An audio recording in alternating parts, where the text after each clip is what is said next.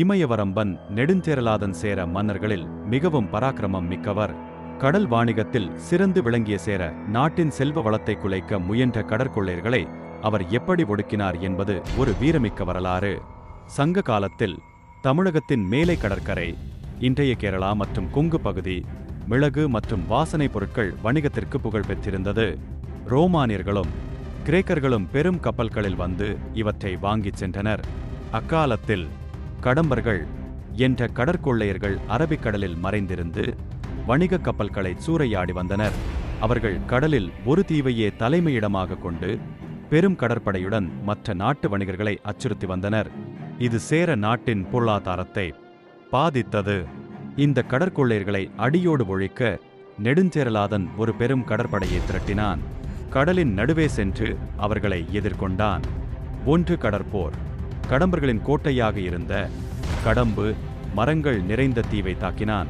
கடலில் நடந்த அந்த பயங்கர போரில் கொள்ளையர்களின் கப்பல்களை சின்னா பின்னமாக்கினான். 2 வெற்றி சின்னம். கொள்ளையர்களை வென்றதோடு மட்டுமல்லாமல் அவர்களது காவல் மரமான கடம்பு மரத்தை வெட்டி வீழ்த்தினான்.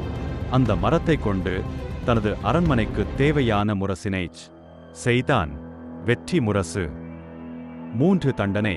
பிடிபட்ட கொள்ளையர்களை அடிமைப்படுத்தாமல் அவர்களின் கைகளை கட்டி தலைமுடியை சிரைத்து அவமானப்படுத்தி துரத்தினான் என்று சங்க இலக்கியங்கள் கூறுகின்றன. ஏன் அவருக்கு இமயவரம்பன் என்று பெயர் வந்தது?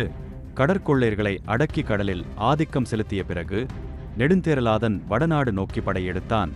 இமயமலை வரை சென்று அங்குள்ள மன்னர்களை வென்று தனது நாட்டின் எல்லையை இமயம் வரை விரிவாக்கினான் அல்லது இமயம் வரை புகழ் பரப்பினான். இமயத்தை எல்லையாக வரம்பாக கொண்டவன் என்பதால் இமயவரம்பன் என்று அழைக்கப்பட்டான். இந்த வீடியோ பிடித்திருந்தால் லைக் பண்ணுங்க, சப்ஸ்கிரைப் பண்ண மறக்காதீங்க. வரலாற்றின் இன்னும் பல வீர கதைகளுடன் மீண்டும் சந்திப்போம்.